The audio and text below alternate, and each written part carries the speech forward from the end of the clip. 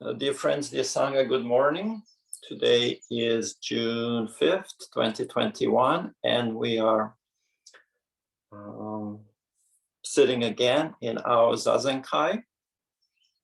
It's nice to see so many of you here. I wasn't expecting quite a turnout. I'm ready to begin my summer, which hopefully will be a lazy summer.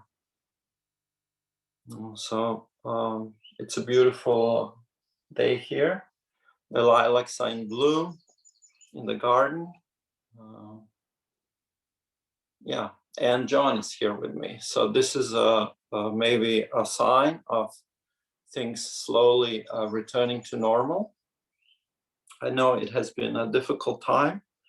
It required a lot of patience from all of us the past year and a half. And we don't know when the things will get back to normal. I suspect it may take another year. But this is maybe a sign of things to come. So I'm very happy that so many of you are here and that we are going to spend this day sitting together. In terms of the Teisho,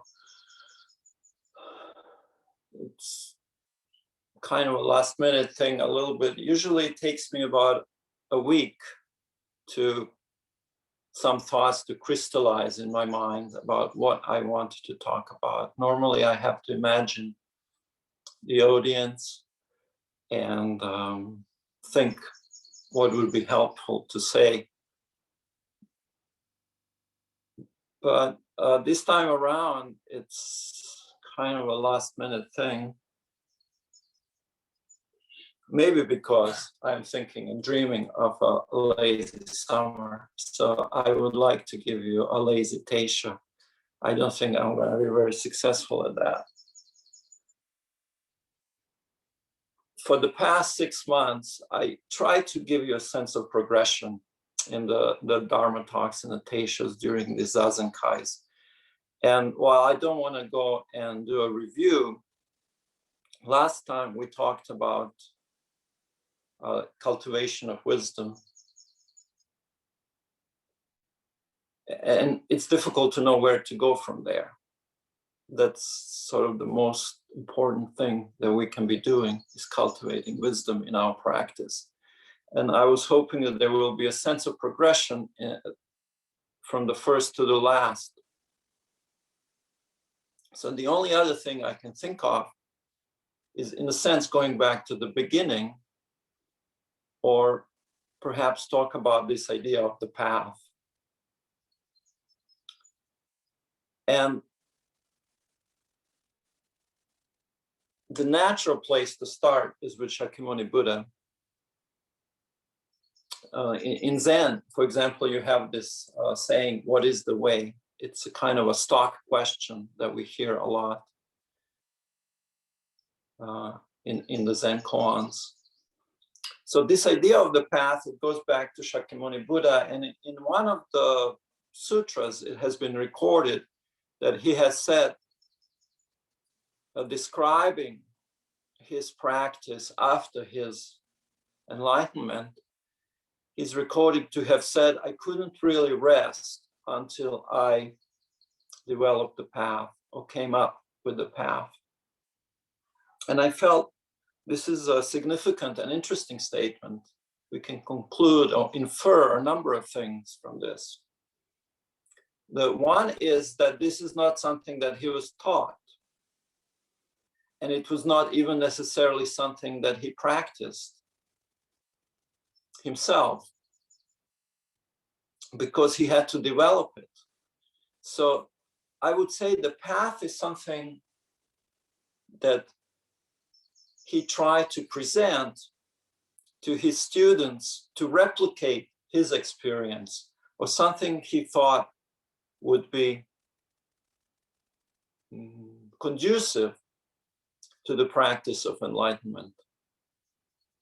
Something that is workable and something that human beings can engage with. So this is the basic idea, and how we develop the path and what that is, it's rather interesting.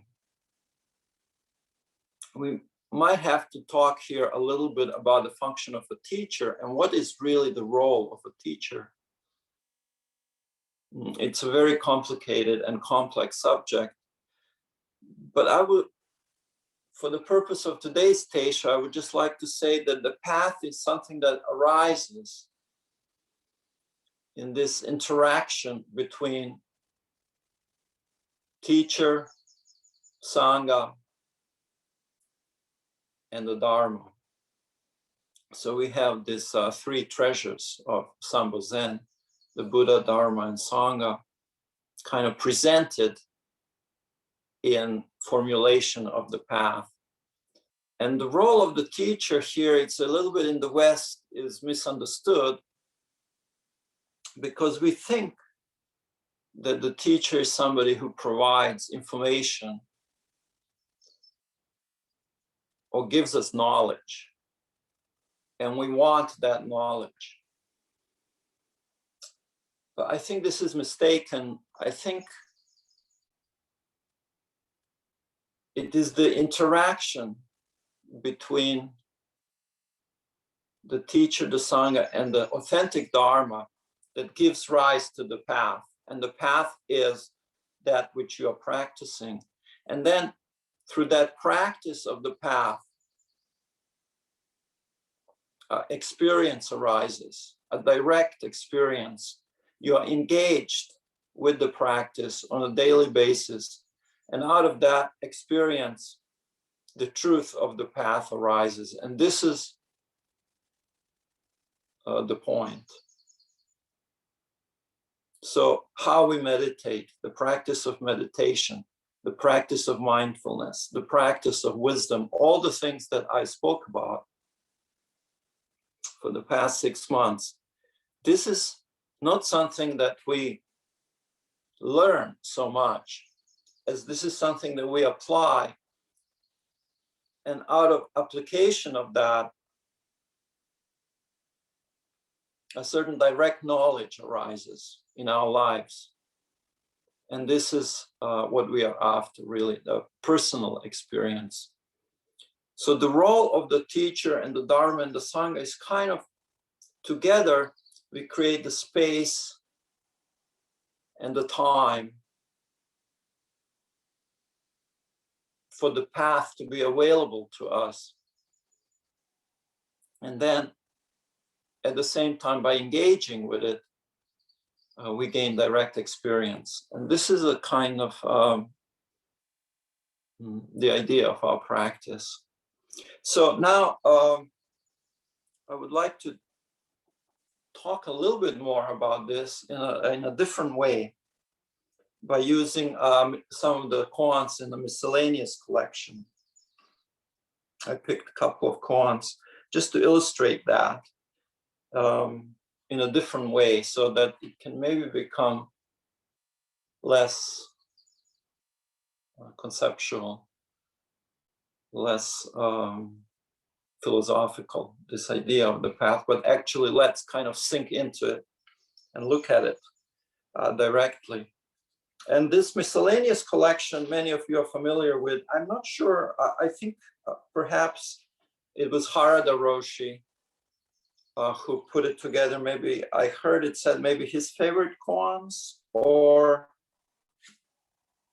it was perhaps something that generations of Rinzai masters put together as a first koan collection to study after one has penetrated the first koan, which is the Mu, and penetrated to the essential world and the Buddha nature. And I, interestingly, I picked one koan, and an innocent-looking koan that appears right at the beginning, and it is to save a hungry ghost. And then I will use some other koans, but I thought this is a very good koan to start to talk about our encounters with the path. And for those of you who don't know, hungry ghosts, it's a kind of a Buddhist idea. It's a little bit different idea than the ghosts in the Western tradition. In the Western tradition, a ghost is something that's kind of in between life and death. hungry ghosts, they're depicted as these beings with the big bellies and tiny little mouths. So no matter how much they try to consume, to eat, they're never satisfied. They can never fill the hunger that they are experiencing. And so they're always in pain because of that hunger. And they're always kind of floating around looking for something to consume. And when we first encountered this koan, right after experiencing mu, normally the way we work with this koan is by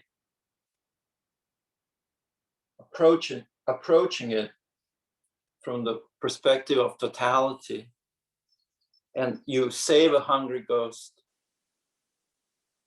by stepping into essential world in which everything is naturally liberated and fulfilled and satisfied. But there's another way that I'd like us to think about it as a kind of introduction to Zen practice, introduction to Buddhism, introduction to our lives. And it is this a state of continuous dissatisfaction that we frequently experience. All of these Buddhist teachings have something to do with human condition. And this state of a hungry ghost and saving a hungry ghost really has to do with our own states of things not being enough.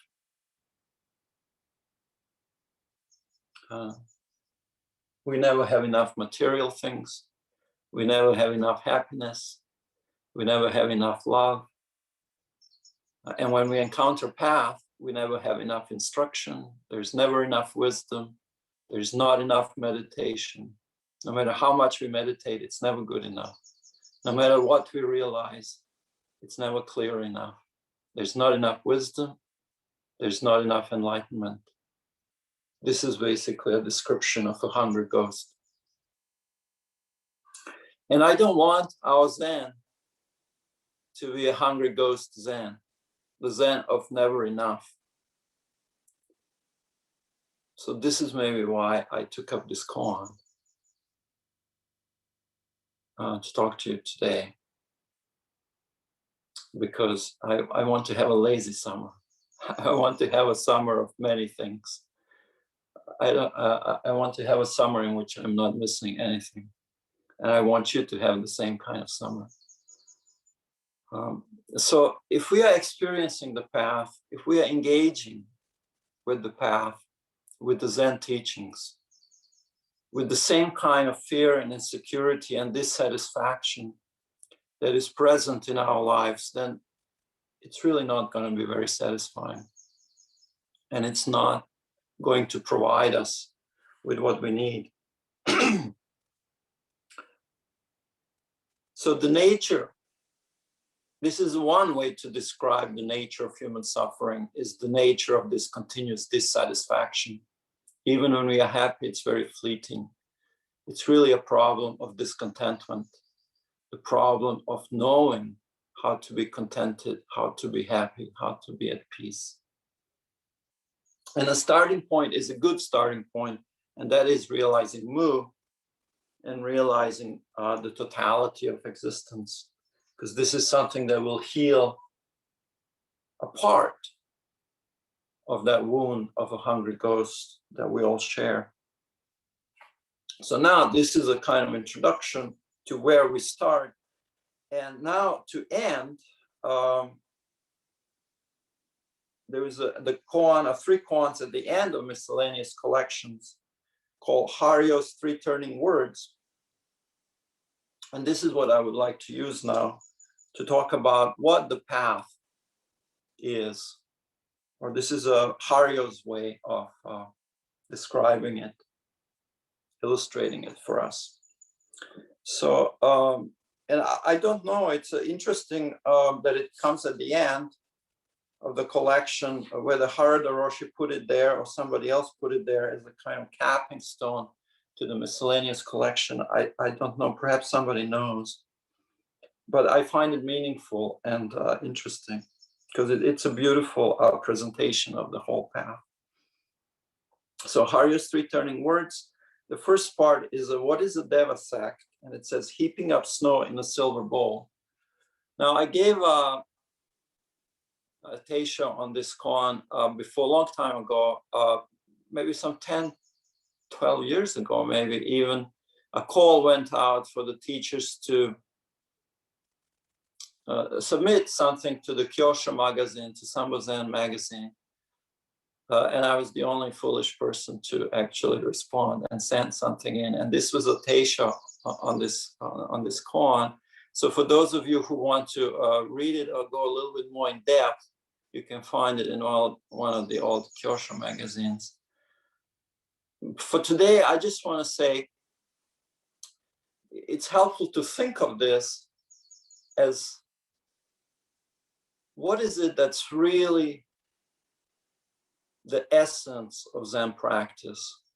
There are various interpretations of what this means, the Deva sect, whether it refers to some philosophical school or whether it refers to Zen itself.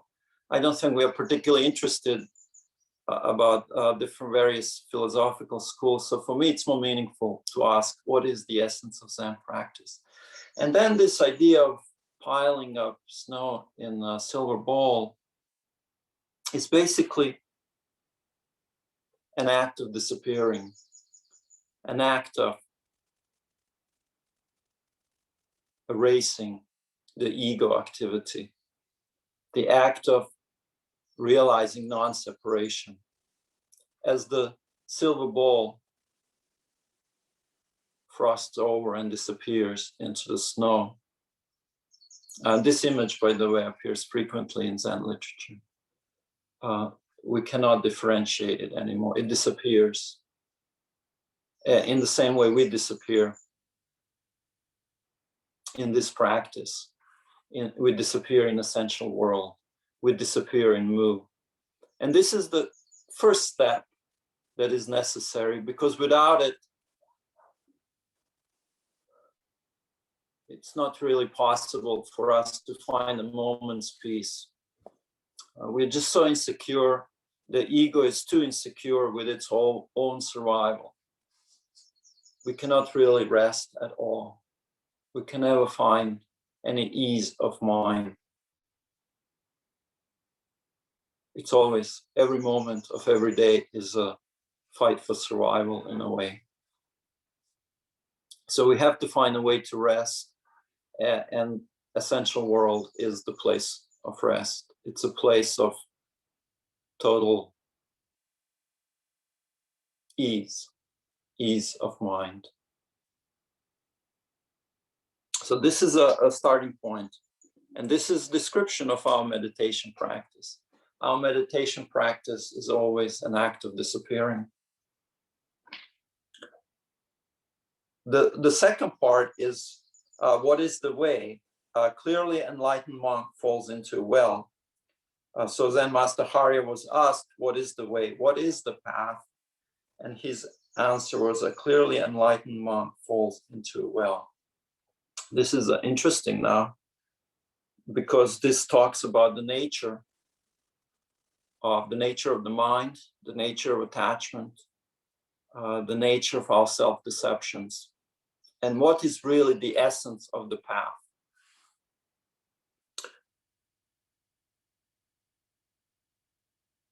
There's a story about a frog and a well. And this frog lived in a well. And this well's, okay, so now in Canada, our wells are drilled and you can't really fall into it. But if you imagine wells in Asia or Africa or in the old Europe, people had to climb down and dig them by hand. So they were wide enough, big enough for you to fall into. But if we imagine one such well, and there was a frog that lived in this well, and this frog thought that its well was big and huge, and it was very happy living there. But then one day another frog fell in, a frog that has seen something of the world outside the well. And they talked to each other, and the frog that lived in the well asked, how big is the world outside? And is it as big as this space here? And the frog that fell in said, oh, no, it's much, much bigger. And then he tried to describe how big it was. And the frog in the well could never understand. And when it tried to understand, it says its head exploded because the space outside the well was so much bigger. What does this have to do with path? What does it have to do with the nature of our experience? You see, whatever you happen to realize, in some way, it's always going to limit you. And this has to do with the nature of self-deception. And the path is really always always pushing those boundaries, always letting go, even of the most beautiful things that we experience. In a way, we are always staring at a little piece of sky, just a little piece of sky. And so we are always attached to this knowledge or this experience or that experience. And we miss the essence of the path, which is a certain kind of freedom that comes from not being weighed down by any of it, by any facts, by any truths, by any attachment to anything. You see, even when we have some wonderful experience, our nature, the nature of the 100 ghosts is still there. We are still grasping, we are still trying to suck wisdom in, to fill up something that is missing. So we are always taking a vast, boundless universe and reducing it to a hole in the ground. This has to do with our fears. It has to do with our pain. So the path involves finding certain boundless things which are not limited by our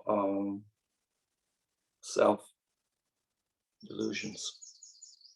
And finally, we come to the third part of this Harya's three turning words, and that is, what is the sharpest sword? The coral branches reflect the moon. Each branch of the coral is reflecting the moon. What is the sharpest sword? Each branch of the coral. There's a moon sitting on each branch of the coral. The sharpest sword here is the sword of wisdom. So what is the sharpest wisdom?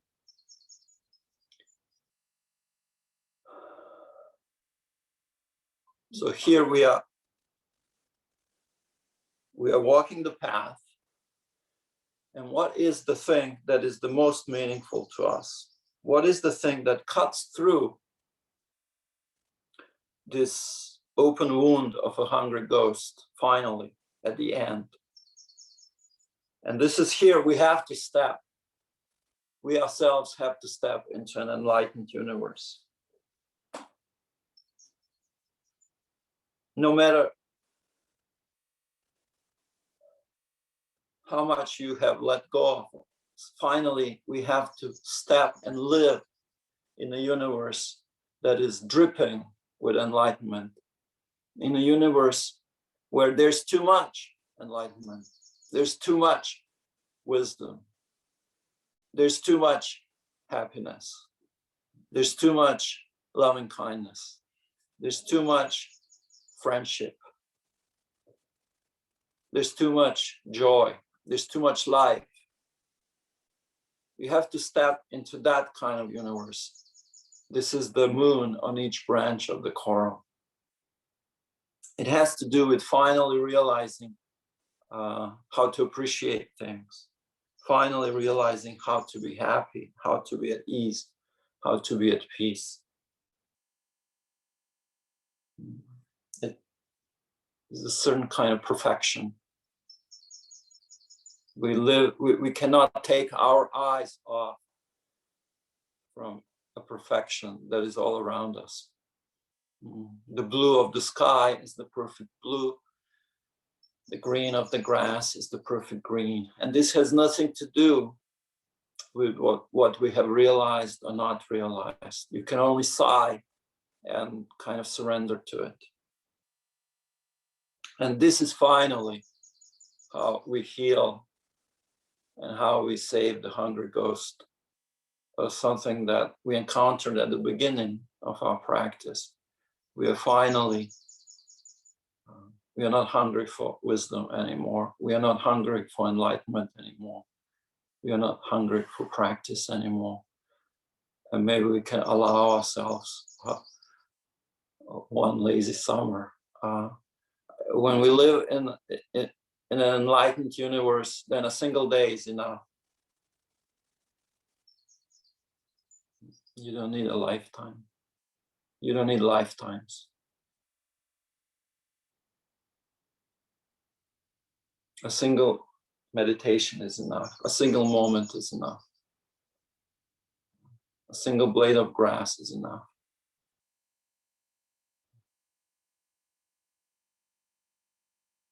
This transcends your personal liberation. If you look at the world as it is today, we have consumed this planet, and 10,000 Earths will not be enough, because it has nothing to do with what we have and what we don't have. It has to do with our minds, with your mind. It has to do with hungry ghosts everywhere. So we have to learn how to step and live in an enlightened universe. And this is a matter of the path. This is a matter of engaging and applying the instructions that we have received on how to practice, and not making our Zen a hungry ghost Zen. A Zen of things never being enough.